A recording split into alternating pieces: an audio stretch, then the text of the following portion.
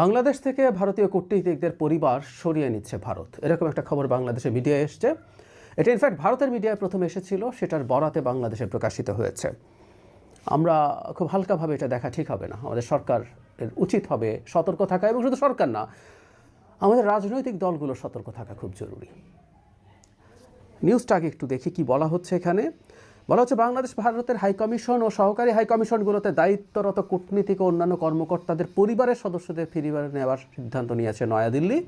বাংলাদেশের নিরাপত্তা পরিস্থিতি বিবেচনায় মঙ্গলবার এই সিদ্ধান্ত নেওয়া হয়েছে বলে সরকারি সূত্র জানিয়েছে। জাতীয় সংসদ নির্বাচনের কয়েক সপ্তাহ আগে এরকম একটা ব্যবস্থা তারা নিয়েছে বলা হচ্ছে। এটা নির্বাচন নিরাপত্তা পরিস্থিতি বিবেচনায় সতর্কতামূলক ব্যবস্থা হিসেবে বলছে। মানে এখানে যেটা বলা হচ্ছে সেটা হলো, যারা অফিসার্স আছেন, যারা এমপ্লয়েড আছেন, সেই কাজগুলো ঠিকঠাক মতো চলবে। হাই কমিশন এবং ডেপুটি হাই কমিশনগুলো ঠিকঠাক মতো চলবে, এগুলোর ক্ষেত্রে কোনো কাটছাট করা হচ্ছে না। মানে পরিবারের সদস্যদের ফিরিয়ে নেওয়া হচ্ছে। কথাটা এইরকম, রিস্ক আছে, কিন্তু আবার এত রিস্ক না যে তাদের কর্মকর্তাদেরকে সরিয়ে নেবে। তারা রিস্ক কমানোর জন্য পরিবারের সদস্যদেরকে ফিরিয়ে নিচ্ছেন।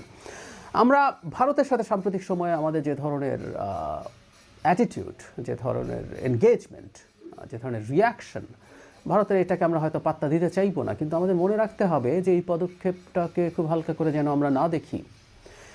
আমাদের মানে ভারত কী চাইছে আসলে বাংলাদেশের নির্বাচন প্রসঙ্গে?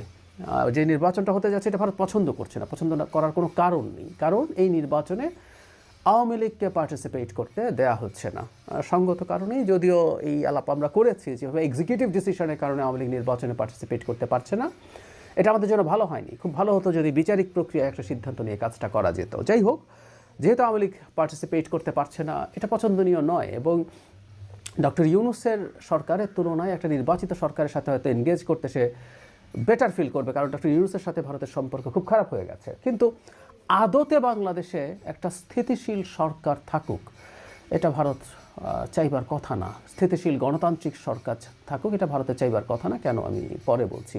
এই প্রেক্ষাপটে তারা যখন তাদের কূটনীতিকদের এবং অন্যান্য দায়িত্বরতদের পরিবারকে সরিয়ে নিচ্ছেন, এর মাধ্যমে আসলে একটা গ্লোবালি মেসেজ যাবে, ভারতের ভেতরে মেসেজ যাবে যে বাংলাদেশের নিরাপত্তা পরিস্থিতি আসলে খুব খারাপ।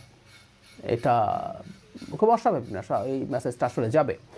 এই প্রেক্ষাপটে দাঁড়িয়ে আমাদের সরকারের উচিত হবে তার নিরাপত্তা, মানে বাংলাদেশে যে নিরাপত্তা পরিস্থিতি বিরাজ করছে নির্বাচনকে সামনে রেখে, সেটাকে স্ট্রেংথেন করা, সেটাকে ভিজিবল করা, এবং ইন্টারন্যাশনালি খোঁজখবর রাখা কোথায় কোথায় এই জিনিসগুলো নিয়ে কথাবার্তা হচ্ছে, এবং প্রয়োজনে সেই জায়গাগুলোতে আলাপ আলোচনা চালিয়ে যাওয়া।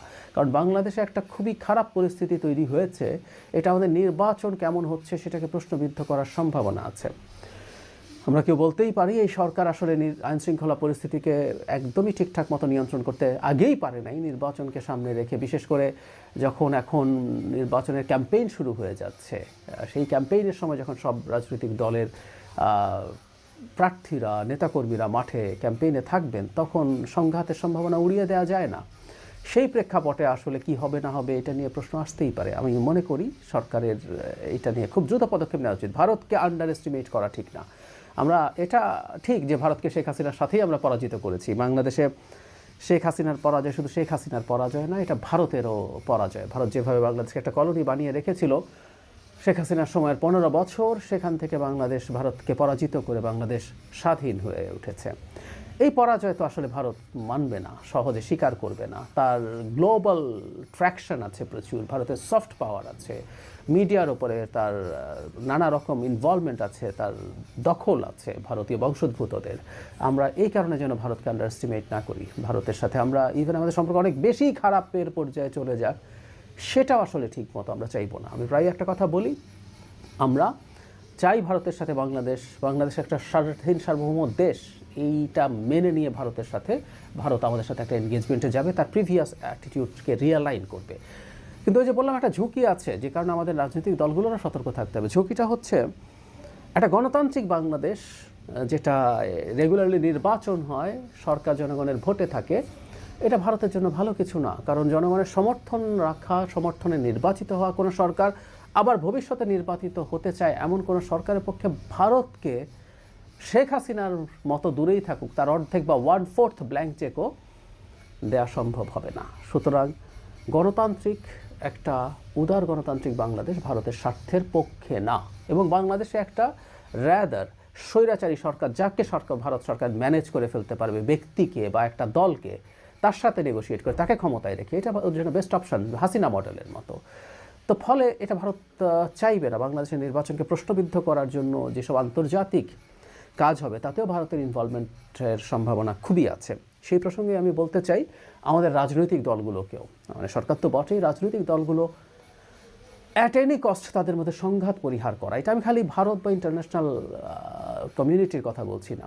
বাংলাদেশে একটা ভালো গ্রহণযোগ্য নির্বাচন, মানে ডক্টর ইউনূস যেভাবে বলছেন ইতিহাসের সেরা নির্বাচন, সেটার দরকার নেই, সেটা হবেও না, কিন্তু গ্রহণযোগ্য একটা ভালো নির্বাচন যদি বাংলাদেশের না হয় আমরা খুব বড় বিপদের মধ্যে চলে যাব। আমাদের চারদিকে আলামত দেখছি যে আমাদের মধ্যে সংঘাত তৈরি হবে। রাজনৈতিক দলগুলোকে যতটা সম্ভব তার চেয়ে বেশি সংযম দেখাতে হবে, যেন তারা তার পরস্পরের মধ্যে কোনো সংঘাতে, মারামারিতে জড়িয়ে না পড়েন। একটা সঠিক নির্বাচনের মাধ্যমে বাংলাদেশের গণতান্ত্রিক ব্যবস্থার পুনঃপ্রবর্তন যদি না হয়, বাংলাদেশ মারাত্মক বিশৃঙ্খল অবস্থায় পৌঁছে যাবে। এমনকি